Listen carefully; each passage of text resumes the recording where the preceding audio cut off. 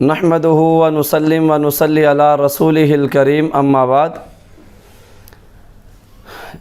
صحابہ کرام رضوان اللہ تعالی عنہم اجمعین کی جماعت میں کچھ شخصیات ایسی ہیں جن کو اللہ کے پیغمبر نے اپنے ہاتھ مبارک سے یا اپنی زبان مبارک سے کچھ نہ کچھ ودیت فرمایا ہے، کچھ نہ کچھ عنایت فرمایا ہے، اور یہ ودیت کرنا ان شخصیات کے لیے باعث شرف، باعث احترام اور باعث بزرگی بنا ہے۔ یہ ان میں سے ایک سیدنا حضرت ابو سفیان رضی اللہ تعالی عنہ کی شخصیت بھی ہے، جس کے بارے میں علامہ ابن کثیر رحمہ اللہ تعالی علیہ البدایہ والنہایہ کے اندر کہتے ہیں کہ یہ کوئی معمولی شخصیت نہیں ہے۔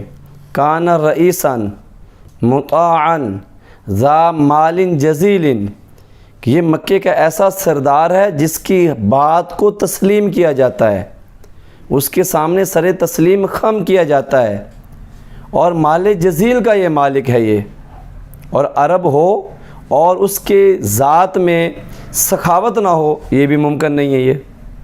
لیکن کچھ لوگوں نے مسلم کی ایک روایت کو بنیاد بنا کر ان کے بارے میں بڑی عجیب و غریب باتیں کی ہیں۔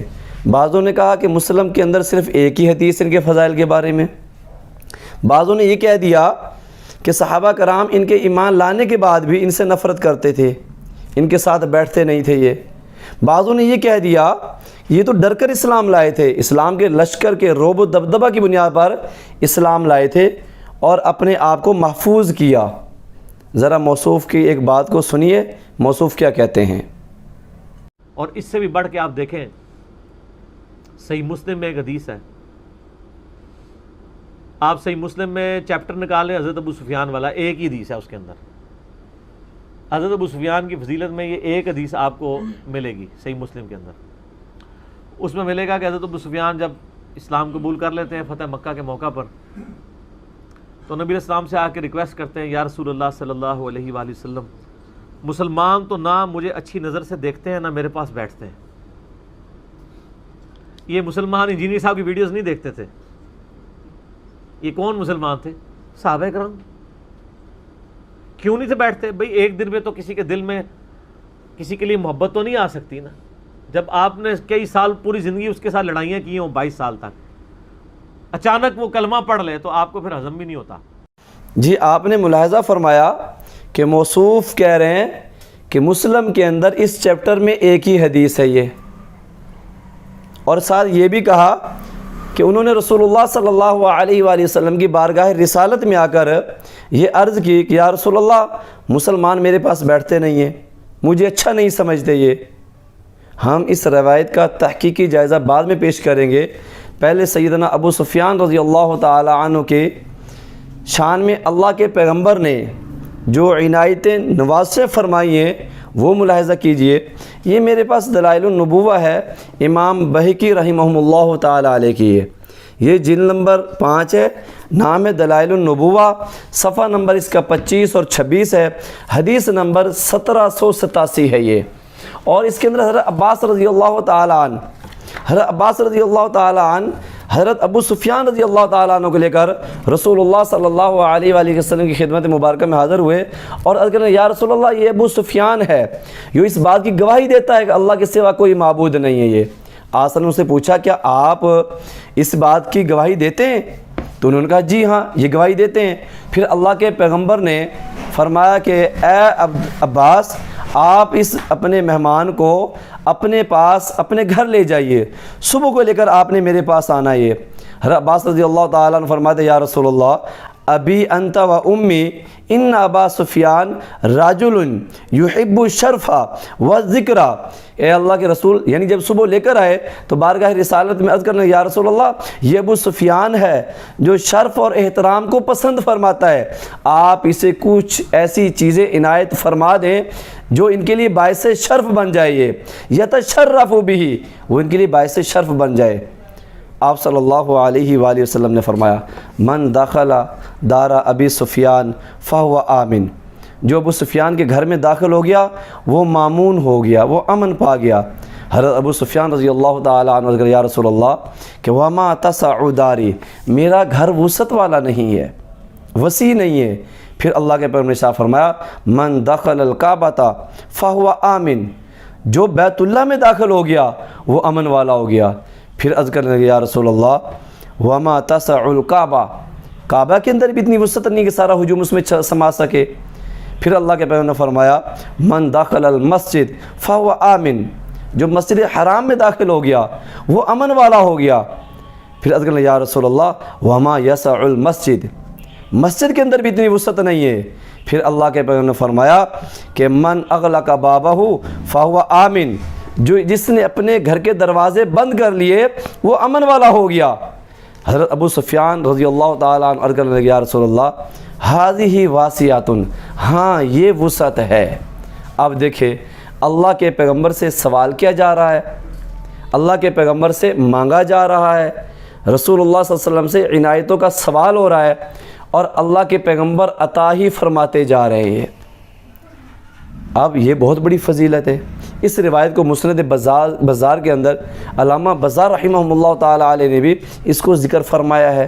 وہاں پہ انٹرنیشنل نمبرنگ جو ہے وہ 1292 ہے۔ یہ اب ہم آتے ہیں مسلم والی جو حدیث ہے جس کو مرزا محمد علی انجینئر نے بیان کیا۔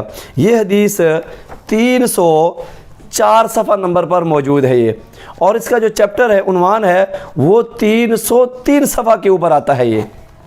اب اس روایت کو نقل کرنے کے بعد ہاں یہاں پہ جو الفاظ پہلے سن لیں کہ حضرت ابو سفیان آئے عرض کرنے یا رسول اللہ لوگ میرے پاس بیٹھنا پسند نہیں کرتے، مجھے اچھا نہیں سمجھتے، مجھے کچھ عنایت فرما دیں۔ جو پہلی بات کہی یا رسول اللہ میری بیٹی ام حبیبہ سے آپ نکاح کر لیجئے۔ اسی بات کو لے کے ائمہ محدثین نے اسی حدیث کے نیچے امام نووی رحمہ اللہ تعالیٰ علیہ نے اس حدیث کا تجزیہ پیش کیا ہے۔ فرمایا ووجہ الاشکال ان ابا سفیان انما اسلم یوم فتح مکہ سنۃ 8 من الہجرہ، حضرت ابو سفیان رضی اللہ تعالیٰ عنہ سن 8 ہجری میں فتح مکہ کے موقع پر مسلمان ہوتے ہیں۔ وہذا مشہور لا خلاف فیہ وکان النبی صلی اللہ علیہ وآلہ وسلم قد تزوج ام حبیبۃ قبل ذالک بزمان قویل۔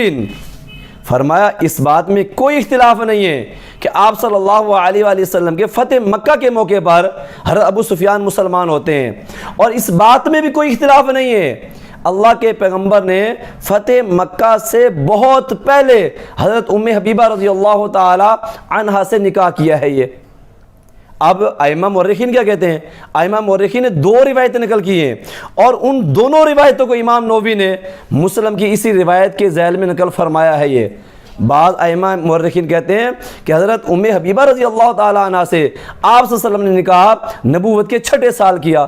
بعض ائمہ مورخین کہتے ہیں یہ 7ویں سال کیا ہے یہ، اور یہ اس وقت ہوا جب حضرت ام حبیبہ رضی اللہ تعالیٰ عنہ نے ہجرت حبشہ کی، تو وہاں پر حضرت ام حبیبہ رضی اللہ تعالیٰ عنہ کا نکاح حضرت نجاشی نے آپ صلی اللہ علیہ وسلم کی طرف سے بطور وکیل بن کر اللہ کے پیغمبر کے ایجاب و قبول کیے ہیں یہ، اور آپ صلی اللہ علیہ وسلم کی طرف سے حضرت ام حبیبہ رضی اللہ تعالیٰ عنہ کا حق مہر بھی ادا کیا ہے۔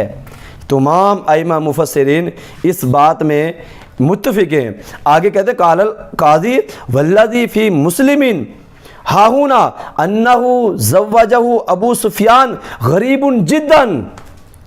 فرمایا یہ جو روایت یہاں پر مسلم کے اندر آ رہی ہے کہ فتح مکہ کے موقع پر یہ بات کہی جا رہی ہے کہ آپ میری بیٹی سے نکاح کر لیں، فرمایا یہ بات عقل سے ماورا ہے، یہ بات تاریخ کے حوالے سے سمجھ میں آتی ہی نہیں ہے۔ مسلمان نہیں ہوئے تھے، مدینہ میں تشریف لائے تو حالت کفر میں تھے، اور اس وقت حضرت ام حبیبہ آپ صلی اللہ علیہ وسلم کے نکاح میں تھی۔ حضرت ام حبیبہ نے اپنے بستر کو لپیٹ دیا اور فرمایا آپ پاک پیغمبر کے بستر پر حالت کفر کے اندر نہیں بیٹھ سکتے یہ۔ تو یہ سارے واقعات اسی حدیث کے ذیل کے اندر امام نووی رحمہ اللہ تعالیٰ علیہ نے مسلم شریف کے اندر شرح مسلم میں بیان فرمائے ہیں یہ۔ ائمہ محدثین اس حدیث کے معنی کو لینے کے لیے تیار ہی نہیں ہیں، بلکہ یہاں پر ابن حزم रहीमहुल्लाह ताला फरमाते हैं हाज़ल हदीस वहम मिन बाज़ रुवात, ये बाज़ रावियों का वहम था, ये वहम रावी था जिसको हदीस बनाकर पेश कर दिया गया। ये जो बात है कि वल आफ़तु फ़ीही मिन इक्रमा तबनी अम्मार, इमाम नववी रहमतुल्लाह अलैह फरमाते हैं ये जो अल्फाज इसमें नकल किए हुए बतौर हदीस के, ये असल में इक्रमा बिन अम्मार का ये इजाफा है। ये रसूलुल्लाह सल्लल्लाहु अलैहि वसल्लम के सामने हर अबू सुफियान के अल्फाज नहीं है। ये मिर्ज़ा जेलमी ने ऊपर वाली बात तो नकल कर दी, लेकिन उस हदीस के बारे में जो आइमा मुहद्दिसीन जो राय दे रहे हैं, उस राय को ऐसे इसने हड़प किया है जैसे हमारे यहाँ मुल्ला 11वीं की खीर को हड़प कर जाता है। ये तो मौसूफ का ये तज्जिया हज़रत अबू सुफियान रज़ी अल्लाह ताला अन्हु के बारे में ये किसी भी सूरत में काबिल कबूल नहीं है आइमा मुहद्दिसीन के यहाँ।